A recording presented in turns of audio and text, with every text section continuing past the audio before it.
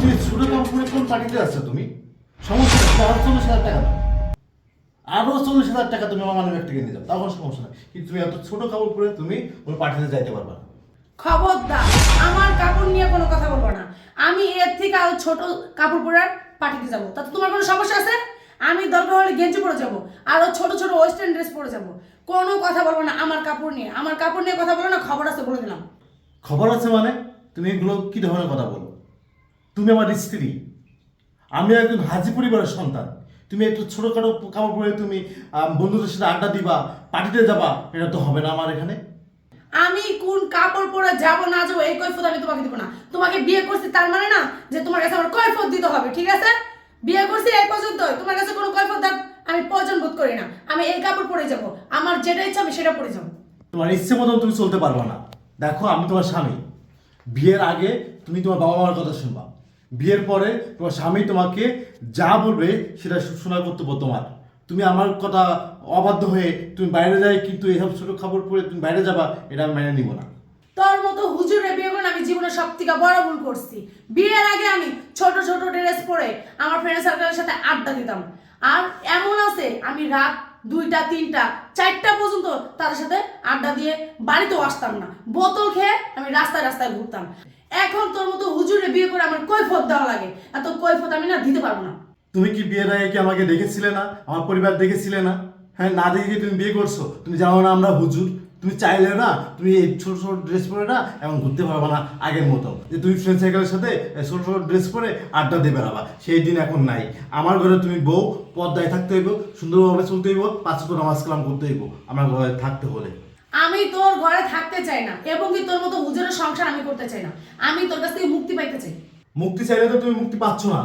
বাইরে যাও, বোরকা পরে মুখ বেঁধে তারপরে বাইরে যাবা, তার আগে তুমি বাইরে যাও না। আমি যেটা বলবো সেটাই।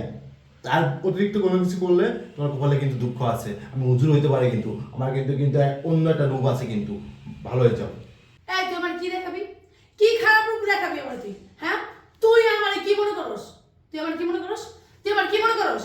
তুই কি আমার বিয়ে করছিস? তুই কি আমার কিনে নিছস? কিনে নিছস আমারে? আমি যা করবো আমার মন ইচ্ছা করবো, তোর কথা মতো করবো না, ঠিক আছে? আমি বলছি আমি পার্টিতে যাবো তো অবশ্যই যাবো, তোর কথা মতো হবে না। আমার কোনো ইচ্ছা ছিল না তোর মতো ছেলের বিয়ে করা, ঠিক আছে? আমার বাবা মা জোর করছে দিয়ে আমি তোর বিয়ে করছি। এখন আমার ইচ্ছা মতো আমার চলতে না, কিন্তু খবর আছে বলে দেবো। তোমার বাবা মা কেন জোর করছে? তুমি কেন বিয়ের আগে দেখো নাই আমাকে? কেন তুমি আমার পরিবার দেখো নাই? আমি শুনছি, আমার বাপ মার কাছে আমি শুনছি তুই একটা হুজুর। তার জন্য আমি মনে করছি যে না, তুই আমার কোনো কাজে করবি না, বাধা দিবি না। এখন দেখেছি তুই আমার কাছে বাধা দিতেছিস কেন? আমার কোনো কাজে বাধা দেওয়া যাবে না। আমার যেটা খুশি আমি সেটাই বলবো। এদিকে আমি তো তাও একটু লং ড্রেস পরছি, এর থেকে ছোট ছোট ড্রেস পরে আমি আগে ঘুরছি। আমার বিয়ের আগে আমি এর থেকে ছোট ড্রেস পরে ঘুরছি, ফ্রেন্ড সার্কেলের সাথে ঘুরছি। এখন আমি কি করবো না করবো এই কৈফিয়তটা আমি তোকে দেবো না। তো মানে মানবতার খাতিরে আমি একটু বড় ড্রেস পরছি। এই দেখো, কথা বেশি বলবো না তুমি। আমি যেটা বলবো ভালো করে শোনো। বিয়ের পরে স্ত্রীর দেখাশোনার দায়িত্ব এই স্বামীর থাকে। বাবা মা তোমাকে আমার হাতে তুলে দিয়েছে, এখন তুমি আমার স্ত্রী। তোমাকে আমি যে যাইতে বলবো সেই দিকে তোমার যাইতে হবে, আমার মাথায় বেশি কোনো কথা বলবা না। এখন যদি তুমি রাস্তায় বের হও, তোমার এই এই যে শর্ট ড্রেস, এই যে যে ইয়ে পরছো তুমি, এর রিক্সাওয়ালা পর্যন্ত তোমাকে দেখে মজা দিবে। ওই পাপের ভাগিদার আমি হবো। তুমি রাস্তায় যখন হেঁটে যাওয়া, তখন একটা ছেলে বলবে, একটা বকাটা ছেলে বলবে, দেখো কি একটা জিনিস যাচ্ছে। আমি একটু বাংলায় বললাম, আর বৃষ্টি ভাষায় বলতে পারে, তখন ওই পাপের ভাগিদার আমি হবো, কারণ তুমি আমার স্ত্রী। তুমি যখন রাস্তায় বের হবা, তোমাকে পর্দায় রাখা দায়িত্ব আমার, অন্য কারণ না। কারণ বিয়ের আগে তোমার বাবা মার কর্তব্য ছিল তোমাকে হাদিস কোরআন এবং পর্দায় রাখার জন্য, সেটা তোমার বাবা মা পারে নাই। এখন বিয়ের পরে জ্ঞান দেওয়া হয়েছে। আমি আমার পার্টিতে দেরি হয়ে যাচ্ছে, আর পার্টিতে যাবো। তুমি পার্টিতে যাইতে পারবা না। তুমি পার্টিতে যাইতে পারবা না। হ্যাঁ, যাইতে পারবা, একটা শর্ত আছে। শর্ত হচ্ছে বোরখা পরে তারপর তোমার পার্টিতে যাইতে দেবো। আর কিসের পার্টি? কিসের পার্টি? বিয়ের পরে কিসের পার্টি? হ্যাঁ, তুমি একটা মুসলমান ঘরের মেয়ে। মুসলমান ঘরের মেয়েরা বিয়ের পরে বা বিয়ের আগে কোনো ছেলের সাথে কোন পার্টিতে যাইতে পারে না। এই আগুন পানি কখনো এক হইতে পারে? তুমি যে একটা তোমার ফ্রেন্ড সাইকেলের সাথে আড্ডা দিবা, নাচানাচি করবা, তোমার ফ্রেন্ড সাইকেলের মনের ভিতর কি চলতেছে এটা কি তুমি বলতে পারবা? পারবা না। কোন ছেলে মনে কি চলে, দেখা গেলো তোমাকে কোনো কিছু খাওয়াই, তোমাকে একটা রুমে নিয়ে যায়, তোমার সাথে খারাপ অনেক কাজ করো, তখন তুমি কি করবা? তোমার শরীরটা কিভাবে তুমি বজায় রাখবা? কিভাবে রাখবা তুমি? তোমার একটা মানে বুদ্ধি জ্ঞান থাকার দরকার আছে। তুমি নাকি শিক্ষিত একটা মেয়ে, হ্যাঁ, তুমি নাকি হাই হাই এডুকেশন পাচ্ছ তুমি, হ্যাঁ, কি শিক্ষিত তোমার ভিতরে, কি শিক্ষার আহার আছে তোমার ভিতরে? তুমি এই শিক্ষা অর্জন করছো তুমি?